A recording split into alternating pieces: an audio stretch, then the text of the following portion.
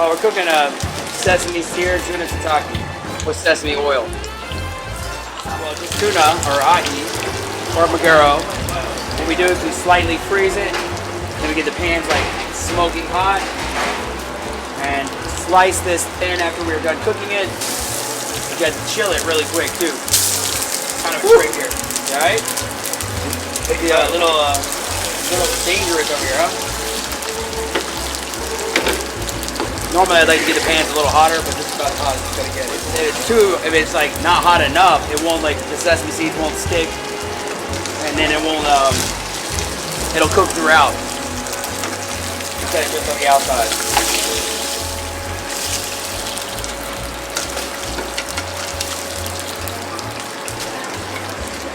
Now let it cool for just a second, otherwise it'll burn straight through the bag.